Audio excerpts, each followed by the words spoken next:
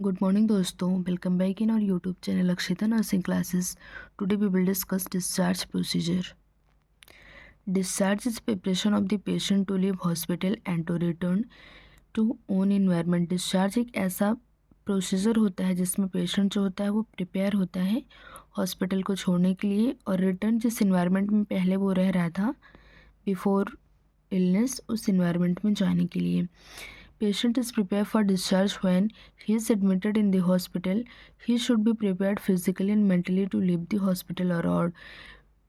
Patient जो होता है वो डिस्चार्ज के लिए प्रिपेयर होता है जब वो एडमिट होता है हॉस्पिटल में, तभी मतलब वो कैसे प्रिपेयर रहता है, मेंटली फिजिकली प्रिपेयर रहता है कि वो इस वार्ड को, उस हॉस्पिटल को उसे छोड़ना है।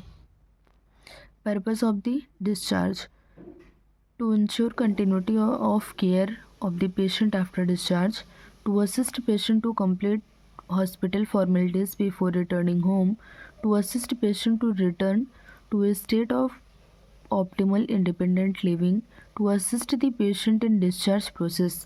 हमें क्या करना है, इंश्योर करना है कि पेशेंट की कंटिन्यूटी ऑफ द केयर हुई है डिस्चार्ज के पहले।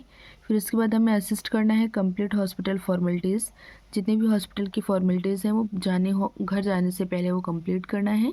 इसके बाद हमें असिस्ट करना है कि पेशेंट जो है अपने जो वर्क्स हैं, अपने वो डेली लिविंग के वर्क्स जो हैं वो खुद से कर पा रहा है कि नहीं।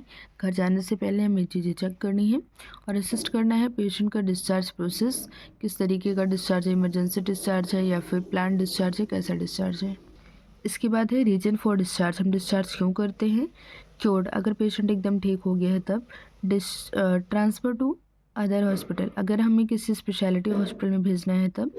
डिस्चार्ज एट रिक्वेस्ट, डिस्चार्ज करते हैं पेशेंट की या फिर उसकी फैमिली मेम्बर की रिक्वेस्ट पर। Discharge about medical advice, against medical advice, मतलब कुछ पेशेंट होते हैं जो बिना डॉक्टर या फिर पेशेंट से किसी भी हॉस्पिटल अथॉरिटीज़ से पूछे क्या करते हैं, अपने पेशेंट को ले जाते हैं बिना मेडिकल एडवाइस के। या फिर किसी पेशेंट की डेथ हो गई है तो उस टाइम पर हम क्या करेंगे, डिस्चार्ज कर सकते हैं। इसके बाद है प्रिलिमिनरी असेसमेंट।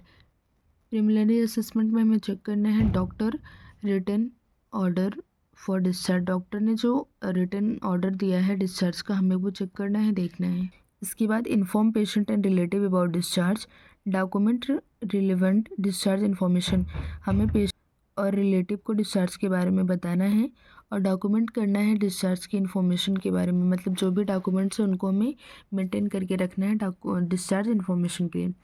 इसके बाद है डिपार्टमेंट्स टू बी इन्फॉर्म, हम जब पेशेंट को डिस्चार्ज कर रहे हैं तो हमें क्या क्या इन्फॉर्मेशन कौन कौन से डिपार्टमेंट में पहुंचानी है।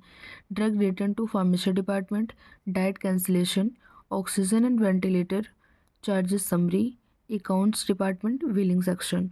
हमें क्या करना है, जो भी मेडिसिन हमारे पास बची हुई हैं उन्हें रिटर्न करना है फार्मेसी सेक्शन में, और जो डाइट्स यहाँ पे चल रही हैं उन्हें हमें कैंसिल करवाना है। ऑक्सीजन और वेंटिलेशन, अगर वेंटिलेटर पेशेंट को नीड थी, दिया गया है तो उसका चार्ज हमें फिनिश करना है, ड्यू करना है। और इसके बाद अकाउंट का डिपार्टमेंट में हमें जाना है, वहाँ पे अकाउंट नोड्यूस करना है और बिलिंग सेक्शन में एज इट इज़ हमें नोड्यूस करना है। अब है procedure of the discharge. Check doctor written order for discharge, हमें चेक करना है डॉक्टर की रिटन ऑर्डर को डिस्चार्ज के लिए। इसके बाद पेशेंट एंड रिलेटिव को हमें इन्फॉर्म करना है, फिर जो भी रिलेवेंट डॉक्यूमेंट्स हैं उन्हें डिस्चार्ज के उन्हें लेकर आना है, इन्फॉर्म करना है। इसके बाद make sure all the fees are included such as special investigation, special matters and devices, doctor and surgeon fees, drug if used, जितने भी फीस हैं उन सारे को क्या करना है, फिनिश करना है, नोड्यूस करना है। जैसे इन्वेस्टिगेशन रिपोर्ट हो गई, मैटर्स या फिर डिवाइस हो गई, या फिर डॉक्टर या सर्जन की फ़ीस हो गई, या फिर ड्रग जो हमने नीड किया, जो हमने यूज़ किया है उसकी ड्रग्स की फ़ीस जो है, इन सबको हमें क्या करना है, नोड्यूस करना है। Send chart to billing section with relevant information, हमें जो चार्ट है उसे क्या करना है, बिलिंग सेक्शन में सेंड करना है और जो भी रिलेवेंट इन्फॉर्मेशन है उसके साथ।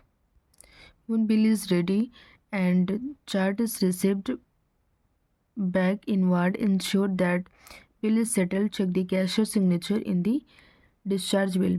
अगर बिल रेडी हो जाता है हमारा तो हमें उस चार्ट को क्या करना है, वार्ड में बैक दोबारा लेके जाना है और इंश्योर करना है कि बिल सेटल है कि नहीं है। इसके बाद उसमें देखना है कि कैशियर का साइन हुआ है कि नहीं है हमारे डिस्चार्ज बिल पर, ताकि बाद में कोई भी इशू ना हो।